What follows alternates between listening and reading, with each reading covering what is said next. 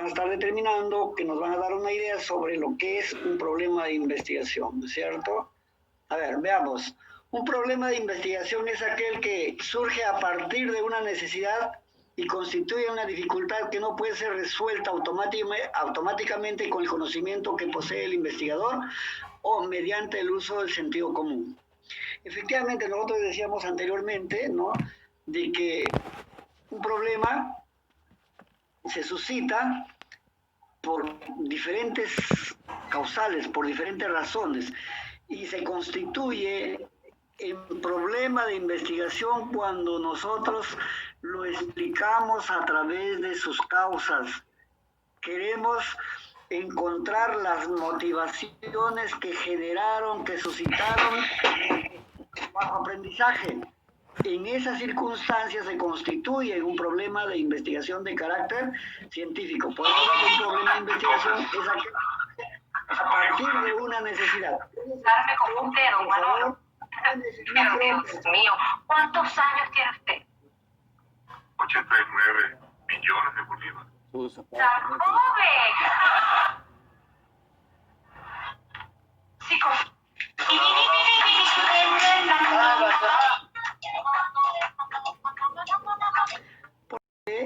Entonces hay la necesidad de investigarlo, de explicar las razones. Y cuando yo tengo esa necesidad, vean ustedes, voy a organizar, voy a planificar el proceso de investigación. A lo mejor el bajo aprendizaje se debe a situaciones familiares. A lo mejor el bajo aprendizaje se debe a situaciones nutricionales.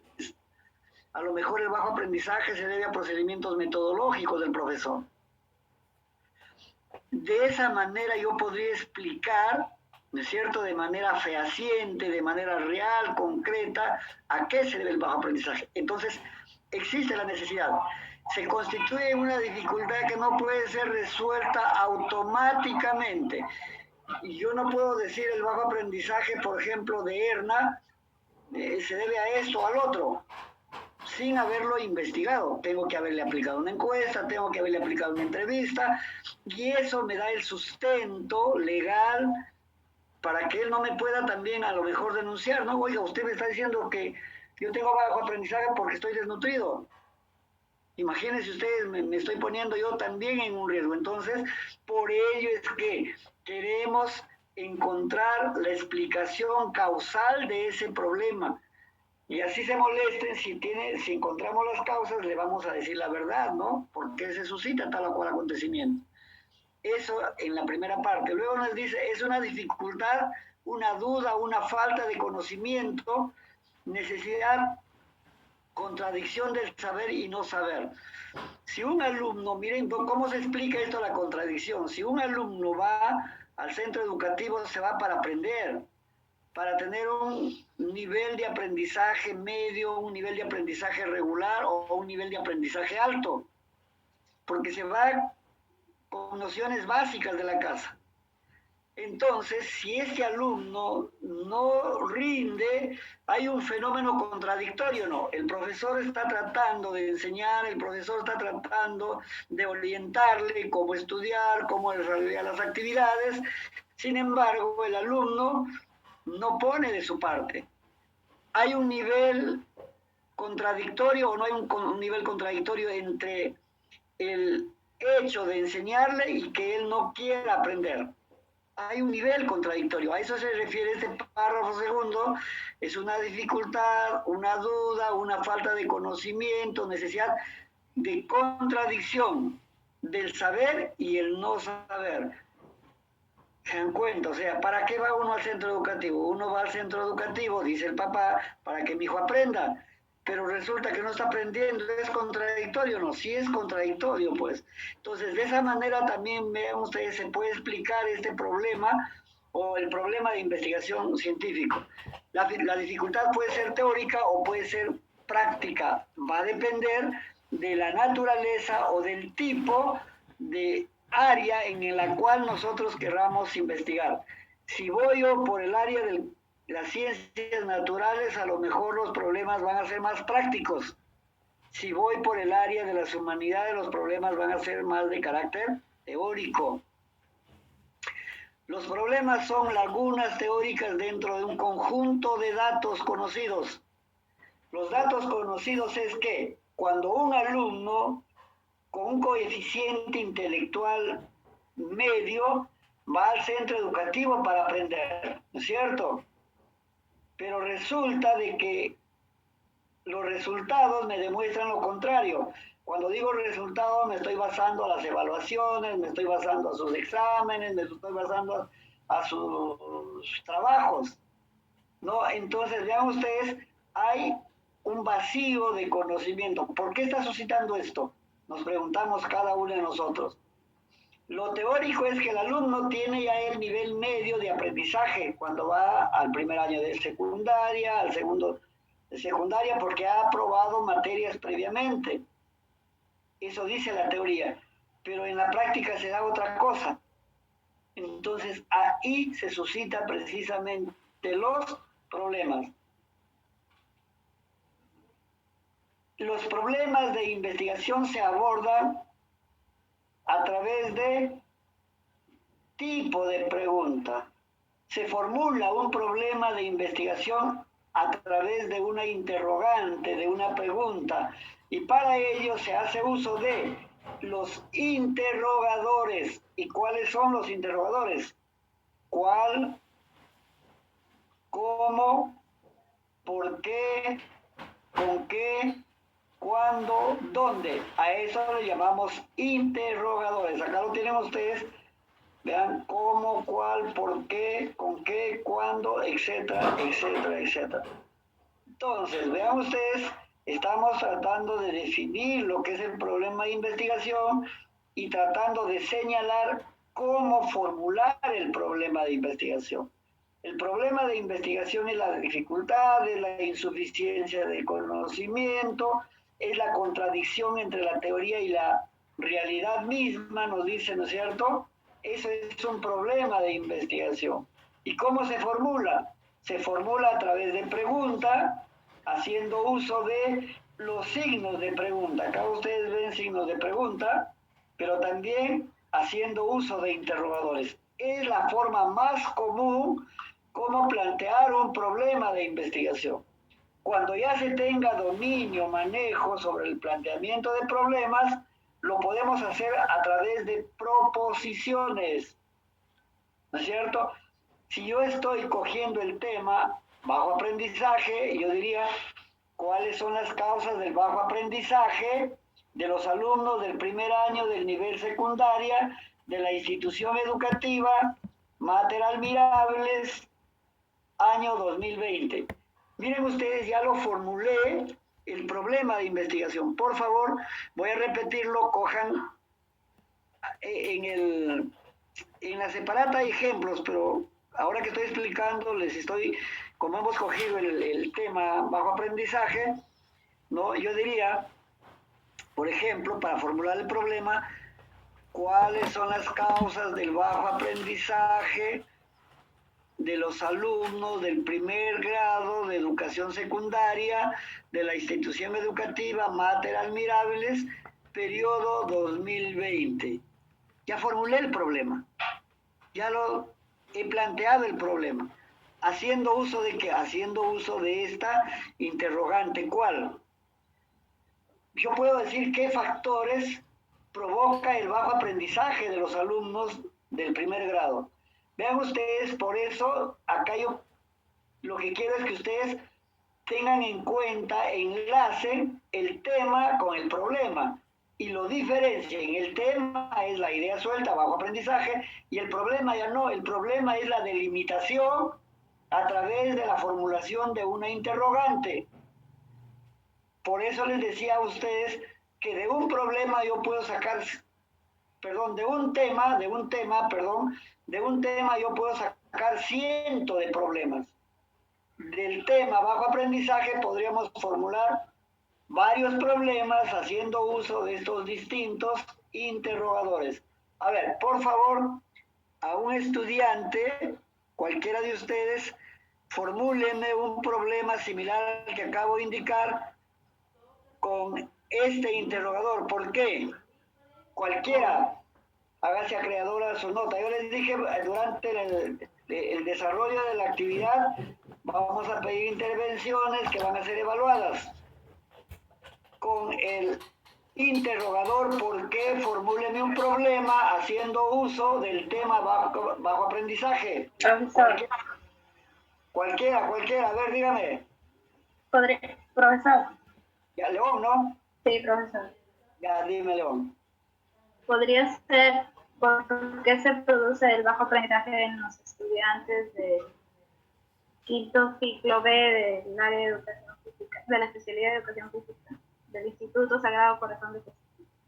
2020. 2020. Claro. Exactamente eso, chicos. ¿Se dan cuenta que la cosa es sencilla? Pero de acá se van, ojalá no se olviden, ¿eh? Para que me hagan las tareas. Eso, chicos, eso, exactamente. ¿Por qué se produce el bajo aprendizaje en los alumnos de educación física del Instituto Sagrado Corazón de Jesús, especialidad de educación física 2020? Vea, tengan en cuenta que yo estoy delimitando incluso el área de educación física, porque puedo referirme a los alumnos de historia, puedo referirme a los de comunicación, a los de computación. Por eso es importante que para formular los problemas de investigación hay que delimitarlo en el tiempo y en el espacio. Cuando digo espacio, Instituto Sagrado Corazón de Jesús, especialidad de educación física o especialidad de historia o especialidad de computación, inglés, etcétera, etcétera, etcétera. Chicos, León, la hora que vamos a concluir me vas a acordar para tu evaluación, ¿ya? Muy bien, vean ustedes entonces, tenemos acá ya la definición precisa de nuestro problema de investigación. Vamos a la siguiente. Dimensiones de los problemas de investigación. Dimensiones de los problemas y de investigación. Problemas ordinarios. Los problemas ordinarios son aquellos que tienen un carácter empírico, un soporte empírico. Son aquellos de nuestra vida cotidiana que yo les mencionaba anteriormente. Y no hay que confundirlo con los problemas de investigación. Por ejemplo, estamos a fin de mes, con esta pandemia, yo no puedo salir a la calle, ya me llegó el recibo del agua, de luz, del gas, del teléfono y no tengo dinero, no me alcanza el sueldo para poder pagar. ¿Es un problema de investigación? Pregunto. Sí, pero es ordinario. Es un problema ordinario, es un problema, profesor, de usted, no de nosotros. No es un problema de investigación, es un problema ordinario, es un problema común que puede enfrentar cada uno de nosotros. Que también son dificultades, sí son dificultades. Se puede resolver de manera sencilla. Se resuelve de manera personal, y yo me voy al vecino, es tu problema, pero me dice, no es mío. Pero si hubiera una inundación, por ejemplo, se rompe